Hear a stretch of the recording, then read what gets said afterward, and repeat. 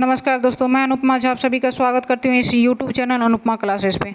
आज हम लोग 5 मई के मोस्ट इंपॉर्टेंट न्यूज डिस्कस करेंगे, जो कि जितने भी कम्पिटिटिव एग्जाम है सारे कम्पिटिटिव एग्जाम के लिए मोस्ट इंपॉर्टेंट न्यूज है। बस आप लोग इसको देखें और लाइक एंड चैनल को ज़रूर सब्सक्राइब करें। जितना ज़्यादा से ज़्यादा करेंगे उतना मैं ज़्यादा से ज़्यादा वीडियो ला पाऊँगी, ताकि मुझे भी एनर्जी मिलती है, तब वीडियो लाने में मुझे अच्छा लगता है। तो आप लोग ज़्यादा से ज़्यादा लाइक एंड सब्सक्राइब करें और जितने भी ग्रुप में है सारे ग्रुप में आप लोग इसको ज़रूर शेयर करें। और उसके साथ साथ ये भी, जो भी SBI क्लर्क के लिए सीरियस नहीं है, फोकस नहीं कर रहा है, तो आज से प्लीज़ सीरियस से फोकस कीजिए। आप लोग आज से प्लीज़ फोकस कीजिए। आप लोग कमेंट नहीं किए थे, इस वजह से प्रीवियस पेपर नहीं लाया गया था। आप लोग कमेंट करेंगे, ज़्यादा से ज़्यादा लाइक और सब्सक्राइब करेंगे तो पर डे प्रीवियस पेपर भी कराया जाएगा, प्रैक्टिस सेट भी कराया जाएगा। तो आप लोग ज़रूर सब्सक्राइब करें एंड वीडियो को ज़रूर लाइक करें। उसके साथ साथ कमेंट भी करें कि आप लोग को वीडियो कैसा लग रहा है। चलिए न्यूज़ पे आते हैं। ये शूटर दादी से फेमस है। इनका नाम क्या है? चंद्रो तोमर है। ये पास्ट अवे हो गई। चंद्रो तोमर जो है पास्ट अवे हो गए। ये शूटर दादी से फेमस है। तो किस फील्ड से रिलेटेड है? तो ये फील्ड है शूटर है, जो कि इनसे इंस्पायर होके एक मूवी आई हुई थी, सांड की आँख है। सांड की आँख ये एक मूवी आई हुई थी, बॉलीवुड मूवी है। इनसे इंस्पायर होके कि ये मूवी लाया गया था। और ये कहाँ से बिलोंग करती है? तो करती थी, तो ये बिलोंग करती थी यूपी से। तो इसमें ज़्यादा कुछ ऐसा नहीं है, बस पूछ देगा कि ये चंद्रो तोमर जो है, चंद्रो तोमर किस फील्ड से रिलेटेड थी, तो आप लोग को बताना पड़ेगा वो शूटर थी। और बहुत सारे नेशनल अवार्ड भी जीती हुई थी। नेक्स्ट आते हैं। RBI द्वारा अभी ICICI बैंक जो है, ICICI बैंक पे कितना किया है? 3 करोड़ का पेनाल्टी लगाया गया है। 3 करोड़ का पेनाल्टी लगाया गया है RBI द्वारा। और किस बैंक पे लगाया गया है और क्यों लगाया गया है उसको देखेंगे। तो इन्वेस्टमेंट पोर्टफोलियो के लिए लगाया गया है, जो कि RBI द्वारा एक रूल ये नॉर्म्स जो है बनाया जाता है, जो ICICI बैंक द्वारा क्या है फॉलो नहीं किया गया है। कौन कौन सा है? Prudential norms for classification, valuable and operation of investment portfolio by bank. इसके द्वारा जो है इन्वेस्टमेंट पोर्टफोलियो द्वारा इसके तहत जो है ICICI बैंक जो है उस रूल को, उस नॉर्म्स को फुलफिल नहीं पालन किया, जिसके कारण जो RBI द्वारा क्या किया गया है, 3 करोड़ का पेनाल्टी लगाया गया है। और कल के ही न्यूज में बताया गया था कि ICICI बैंक द्वारा क्या लाया गया था, एक डिजिटल बैंकिंग सर्विस लॉन्च किया गया था। डिजिटल बैंकिंग सर्विस जो लॉन्च किया गया था, मर्चेंट स्टैक, इसको लॉन्च किया गया। किसके लिए किया गया था? तो ये रिटेल मर्चेंट्स के लिए किया गया था। और वो रिटेल के मर्चेंट्स होना चाहिए जिसके पास 2 करोड़ का कैपिटल होता है, उसी के पास ये फॉलो हो पाएगा, उसी के लिए ये बेनिफिट था। उसके साथ साथ अभी फिर क्या हो जाएगा, किसके लिए किया गया ये पेनाल्टी जो है RBI द्वारा लगाया गया? कितने करोड़ का लगाया गया? तो 3 करोड़ का लगाया गया। नेक्स्ट आते हैं।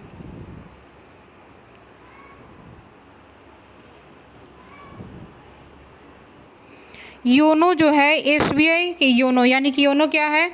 यू ओनली नीड वन, एक डिजिटल बैंकिंग प्लेटफॉर्म है। SBI का एक डिजिटल बैंकिंग प्लेटफॉर्म जो है योनो एग्रीमेंट किया है श्यूराई टेक्नोलॉजी के साथ। ये श्यूराई टेक्नोलॉजी है क्या? तो एक टेक्नोलॉजी कंपनीज है, एक टेक कंपनीज है, जिसमें एक टेक मतलब क्या हुआ? Agriculture technology companies, agriculture technology company हो जाएगा। ये एग्रीमेंट किया हुआ है SBI के योनो और श्यूराई टेक्नोलॉजी।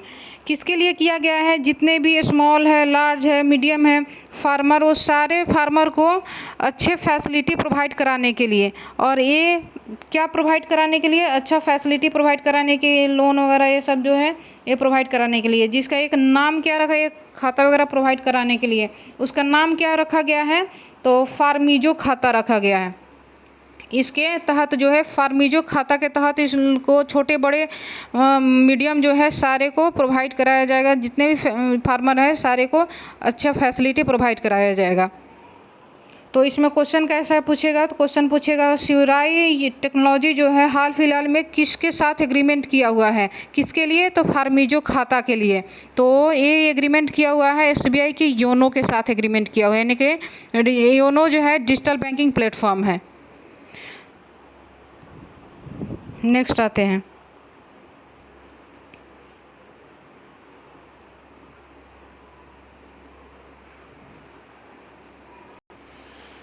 रिसेंट में हाल फिलहाल में क्या किया गया है, NHRC यानी कि नेशनल ह्यूमन राइट्स कमीशन जो है NHRC, इसमें चेयरपर्सन बनाया गया है।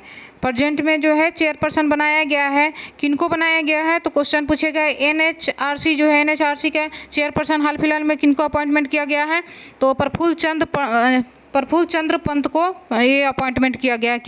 किनको रिप्लेस किए हैं, तो HL दत्तू को रिप्लेस किए हैं, HL दत्तू को रिप्लेस किए हैं। और उसके साथ साथ जो है ये भी देखेंगे कि इसका फाउंडेशन कब हुआ था। इसका फाउंडेशन जो है 1993 में हुआ था, यानी कि NHRC जो है NHRC इसका फाउंडेशन कब हुआ था, 1993 में हुआ था। इसका हेड क्वार्टर कहाँ पे है, तो न्यू दिल्ली में। इसका हेड क्वार्टर जो है न्यू दिल्ली में है। नेक्स्ट आते हैं, श्रीलंका के फॉर्मर कैप्टन अभी कौन, थिसारा परेरा जो है वो रिटायरमेंट ले लिए। थिसारा परेरा जो है वो रिटायरमेंट ले लिए। और उसके साथ साथ ये पूछेगा कि ऑलराउंडर भी थे, उसके बाद कैप्टन भी थे। तो अभी इनके नेम गिवन कर देगा ऑप्शन में। थिसारा परेरा जो है किस कंट्री से रिलेटेड है, जो कि क्या है, पूर्व कैप्टन और ऑलराउंडर भी थे। इन्होंने संन्यास ले लिया है, रिटायरमेंट ले लिया है। तो किस कंट्री से बिलोंग करते हैं, तो श्रीलंका से है। कौन से है, श्रीलंका से है। श्रीलंका के बारे में थोड़ा डिस्कस कर लेंगे। श्रीलंका का कैपिटल जो उसके स्टैटिक्स के बारे में, श्रीलंका का कैपिटल जो है श्री जयवर्धने है, जयवर्धने कोटे है। करेंसी क्या है, रुपये वहाँ पे चलती है, रुपया चलती है। और श्रीलंका और इंडिया के साथ जो है कौन कौन सा एग्रीमेंट होता है, श्रीलंका और इंडिया के साथ जो है कौन सा सैन्य अभ्यास होता है, एक्सरसाइज जो होता है कौन कौन सा होता है, उसको भी देख लेंगे। एक मित्र शक्ति होता है, और एक स्लिनेक्स होता है। श्रीलंका के साथ एक मित्र शक्ति और स्लिनेक्स होता है। और उसके साथ साथ जो हाल फिलहाल में ही श्रीलंका के सेंट्रल बैंक है और इंडिया के सेंट्रल बैंक जो कि आरबीआई है, ये दोनों के बीच एक करेंसी स्वैप हुआ था। क्या हुआ था, करेंसी स्वैप। कितने के करेंसी स्वैप हुआ था, ये 2020 में हुआ था। $400 मिलियन का हुआ था, $400 मिलियन US का करेंसी स्वैप हुआ था। तो श्रीलंका के बारे में हम लोग जान गए। उसके बाद कौन से प्लेयर थे, तो थिसारा परेरा थे जो कि ऑलराउंडर थे। ये सभी रूप से अपना रिटायरमेंट ले लिया। नेक्स्ट आते हैं, इंटरनेशनल फायर फाइटर्स डे जो है, यानी कि अंतर्राष्ट्रीय अग्निशामक दिवस कब सेलिब्रेट किया जाता है, किस दिन ऑब्जर्व किया जाता है, तो ये ऑब्जर्व किया जाता है 4 मई को। किस दिन ऑब्जर्व किया जाता है, 4 मई को ऑब्जर्व किया जाता है। 4 मई को 3 डे ऑब्जर्व किया जाता है। एक कोल माइंस डे जो किया जाता है, कोल माइंस डे भी किया जाता है। और उसके बाद से वर्ल्ड अस्थमा डे भी सेलिब्रेट किया जाता है और वर्ल्ड फायर फाइटर डे भी सेलिब्रेट किया जाता है। तो इंटरनेशनल फायर फाइटर डे जो है, इंटरनेशनल फायर फाइटर डे कब सेलिब्रेट किया गया, 4 मई को सेलिब्रेट किया गया। जो हम लोग को जो भी आग वगैरह लगता है तो उसमें क्या करते हैं, आते हैं बचाने के लिए। तो उनके लिए हम लोग कुछ एक दिन तो सेलिब्रेट कर सकते हैं। इस वजह से हम लोग क्या किए, एक दिन जो है इंटरनेशनल में फायर फाइटर डे जो है सेलिब्रेट करने के लिए वो किया गया। कब से स्टार्ट किया गया था, तो 1998 से स्टार्ट किया गया था। क्योंकि वो लोग अपने जान पे खेल के ही हम लोग को बचाते हैं।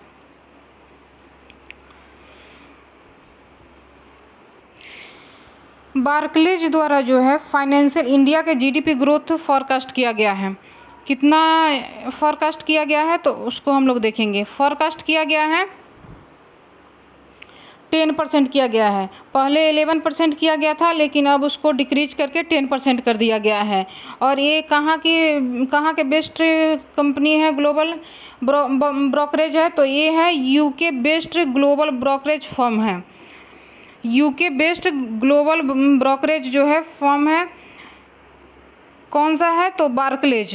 इसके द्वारा फाइनेंशियल ईयर 2021-2022 के लिए जीडीपी ग्रोथ कितना किया गया है, जीडीपी ग्रोथ जो है 10% किया गया है।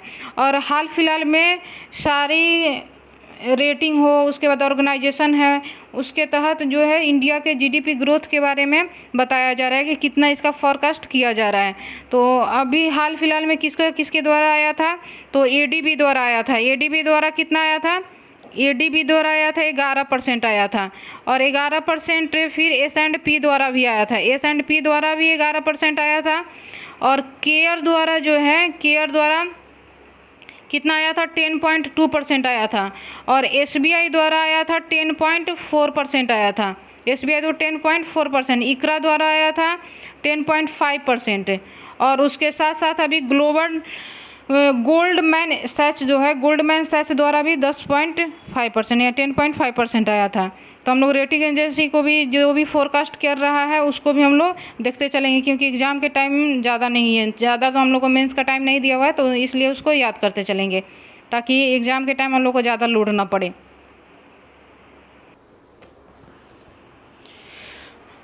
BWF मतलब क्या हुआ, badminton, BWF badminton world federation. इसके तहत अभी बोला गया है, इसके तहत कहा गया है कि इंडिया की पीवी सिंधु जो कि बैडमिंटन प्लेयर है, पीवी सिंधु और कनाडा की जो है मिशेल ली, कनाडा की मिशेल ली जो है, इन दोनों को ब्रांड एम्बेसडर बनाया गया। किसमें बनाया गया है, तो IOC यानी कि international Olympic committee, international Olympic committee में ब्रांड एम्बेसडर बनाया गया। किसके लिए बनाया गया है, बिलीव इन स्पोर्ट्स से, जो भी घपला वगैरह हो रहा है इसके लिए, इनको अवेयर करने के लिए इनको बनाया गया है। एक फेस, बड़ी फेस दिया गया है, जिसमें एथलेटिक एम्बेसडर जो है, एथलेटिक एम्बेसडर किनको बनाया गया है, एक यूके जो कनाडा की मिशेल ली है, और उसके बाद इंडिया की जो है पीवी सिंधु, दोनों को बनाया गया है IOC में, यानी कि इंटरनेशनल ओलंपिक कमेटी में। अब IOC के बारे में हम लोग जानेंगे कि IOC जो है वो उसका हेडक्वार्टर कहाँ पे है। IOC जो है इसका हेडक्वार्टर कहाँ पे है, तो इसका हेडक्वार्टर जो है स्विट्जरलैंड के लॉजेन में है, स्विट्जरलैंड के लॉजेन में है।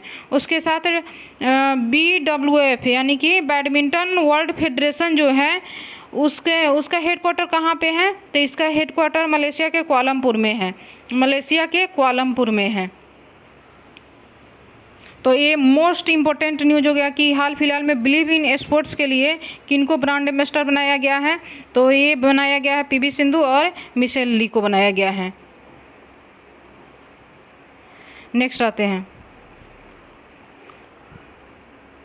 पारुल देवी जो है हाल फिलहाल में पास्ट अवे हो गई, जो कि इसलिए इम्पोर्टेंट हो गया कि असम के फर्स्ट IAS अधिकारी थी, IAS ऑफिसर जो है, फर्स्ट IAS ऑफिसर थी पारुल देवी। और ये क्या की है, किस स्टेट की है, तो ये असम की है, फर्स्ट, इसलिए फर्स्ट है तो इम्पोर्टेंट हो जाता है।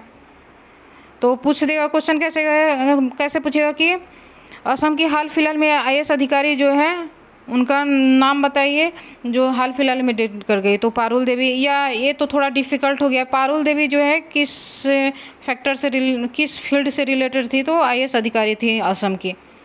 नेक्स्ट आते हैं, तो कोल माइनर्स डे जो है, कोल माइनर्स डे कब सेलिब्रेट किया जाता है, 4 को किया जाता है। उसके साथ साथ 4 को और कौन कौन सा सेलिब्रेट किया जाता है, तो वर्ल्ड अस्थमा डे सेलिब्रेट किया जाता है, और उसके बाद world fire fighter day celebrate किया जाता है। तो ये 4 मई को जो है 3 सेलिब्रेट किया गया। उसके साथ साथ अब 1 मई, 2 मई, 3 मई को जो है उसको भी रिवाइज कर लेंगे। 1 मई को क्या क्या सेलिब्रेट किया जाता है, तो गुजरात और महाराष्ट्र डे जो है सेलिब्रेट किया जाता है, इंटरनेशनल लेबर डे सेलिब्रेट किया जाता है, इंटरनेशनल लेबर डे सेलिब्रेट किया जाता है। 2 मई को क्या सेलिब्रेट किया जाता है, तो वर्ल्ड ट्यूना डे सेलिब्रेट किया जाता है, वर्ल्ड ट्यूना डे। और वर्ल्ड लाफ्टर डे सेलिब्रेट किया जाता है। 2 मई को वर्ल्ड लाफ्टर डे सेलिब्रेट किया। 3 मई को क्या सेलिब्रेट किया गया, तो सेलिब्रेट किया world press freedom day, world press freedom day celebrate किया गया। नेक्स्ट आते हैं, तो वर्ल्ड अस्थमा डे कब सेलिब्रेट किया गया, 4 मई को। इसके इस साल का थीम क्या था जो कि मोस्ट इम्पोर्टेंट है, तो uncovering asthma misconception. Uncovering asthma misconception जो है इस साल का वर्ल्ड अस्थमा डे का थीम था। नेक्स्ट आते हैं, अभी फेसबुक और इंडियन गवर्नमेंट जो है, फेसबुक और इंडियन गवर्नमेंट दोनों एग्रीमेंट किया है। किसके लिए एग्रीमेंट किया है, अभी वैक्सीनेशन को तो आगे बढ़ाना है, सबको पता है, जितना अवेयरनेस ला सके उतना ज़्यादा अवेयरनेस लाना है। तो इस वजह से ये फेसबुक और इंडियन गवर्नमेंट दोनों एग्रीमेंट किया हुआ है वैक्सीन फाइंडर टूल के लिए। वैक्सीन फाइंडर टूल के लिए जो है आसपास में जितने भी है स्थान उसको पहचान में मदद करने के लिए एफबी के साथ इंडियन गवर्नमेंट दोनों एग्रीमेंट किया हुआ है। और एक मोबाइल ऐप भी लॉन्च कर रहा है। एक मोबाइल ऐप के तहत जो है जितने भी आसपास के स्थान है उसको पहचान करने में मदद मिलेगा। इस वजह से इसको क्या किया गया है, दोनों के एग्रीमेंट किया गया है, दोनों एक दूसरे से एग्रीमेंट किया हुआ है। और इसमें टोटल कैपिटल जो है 10 मिलियन लगेगा, जो कि कैपिटल नहीं पूछेगा, बस पूछेगा इंडियन गवर्नमेंट के साथ जो है वैक्सीन फाइंडर टूल के लिए किसके साथ एग्रीमेंट किया है, तो फेसबुक के साथ एग्रीमेंट किया हुआ है। और फेसबुक के सीईओ कौन है, तो मार्क जुकरबर्ग है, और ये कहाँ से है, तो यूएस से है। नेक्स्ट आते हैं, अभी जापानी orders of the rising sun honours to Shyamala Ganesh है।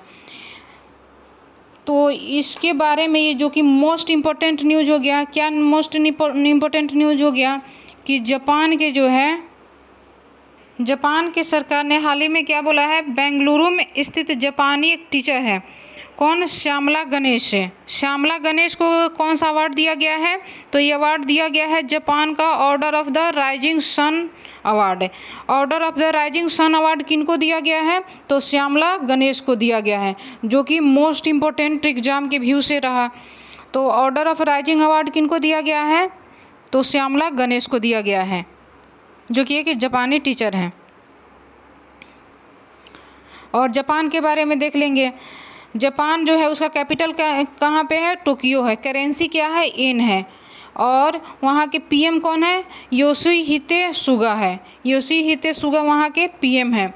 और उसके साथ साथ वहाँ पे कौन कौन सा एक्सरसाइज होता है इंडिया और जापान के बीच, तो जापान और इंडिया के बीच जो होता है सैन्य मैत्री होता है, उसके बाद धर्म गर्जियन होता है, और उसके बाद जो है सहयोग काइजन होता है, और जी मैक्स होता है।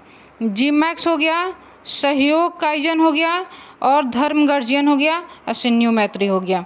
ये होता है जापान और इंडिया का एक साथ एक्सरसाइज।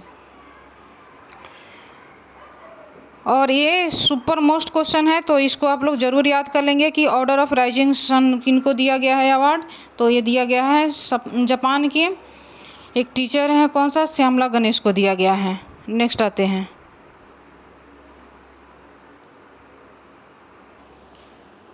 अभी हाल फिलहाल में ही किनको अपॉइंटमेंट किया गया, किसमें, तो THDCIL जो है, THDCIL में CMD किनको बनाया गया है, तो विजय गोयल को बनाया गया है।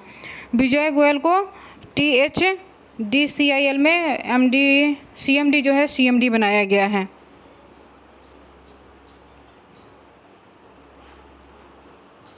तो अभी चेयरपर्सन जो है, चेयरपर्सन विजय गोयल को किसमें बनाया गया, CMD बनाया गया, THDCIL में बनाया गया है। THDCIL इंडिया लिमिटेड जो है उसमें विजय गोयल को बनाया गया। नेक्स्ट आते हैं, world's largest aeroplane by Stratolaunch complete second test flight है, यानी कि वर्ल्ड के लार्जेस्ट एरोप्लेन बन गया है, जो कि सेकेंड उड़ान भरने वाला कंप्लीट कर लिया है। इसका नाम क्या है, तो इसका नाम है ROC फ्यूसेलग, ROC फ्यूसेलग जो है इसका नाम है, जो कि ट्विन फ्यूसेलग है, ROC ट्विन फ्यूसेलग है। और उसके साथ साथ जो है ये फर्स्ट जो था उसको भी रिकॉर्ड तोड़ दिया। फर्स्ट कौन सा था? तो ह्यूजेस H4 था, ह्यूजेस H4 था, Hercules flying boat. Hughes H4 Hercules flying boat जो था उससे भी ये आगे निकल गया, इतना ज़्यादा बड़ा है, समझिए। उसके बाद बताया गया है कि उस सबसे ज़्यादा मतलब लंबा पंखा है, उसके साथ साथ ये ऐसा डिजाइन किया गया है। कौन सा? इसका नाम क्या है? रॉक है, ROC, यानी कि इसका रॉक नाम है। तो ये सुपर मोस्ट क्वेश्चन हो गया कि वर्ल्ड का सेकेंड लार्जेस्ट जो है एरोप्लेन कौन सा है और किसके द्वारा इसको बताया गया, किसके द्वारा इसको लॉन्च किया गया? तो स्ट्रेटो लॉन्च द्वारा इसको बताया गया है, जिसमें 2 प्लेनों को लग रहा है जोड़ के एक प्लेन बनाया गया है। ऐसा एरोप्लेन जो है बनाया गया है, 2 प्लेनों को एक साथ ऐड किया गया है। बस आज का इतना ही न्यूज़ था। अगर आप लोग को वीडियो पसंद आ रहा है तो ज़रूर लाइक करें एंड चैनल को ज़रूर सब्सक्राइब करें और कमेंट करें कि क्या इस वीडियो को लाइव लाया जाए। लेकिन लाइव भी लाऊंगी तो मैं 10 से 9:30 के बाद ही लाऊंगी, क्योंकि कुछ इशू है, इस वजह से मैं लेट से लाती हूँ। तो इस वजह से आप लोग ज़रूर लाइक एंड चैनल को ज़रूर सब्सक्राइब करें। और जितने भी चैनल में आप लोग से यही रिक्वेस्ट है कि आप चैनल में ज़रूर ज़्यादा से ज़्यादा स्टूडेंट के पास इसको शेयर करें और उस ग्रुप में ज़रूर शेयर करें। Thank you so much.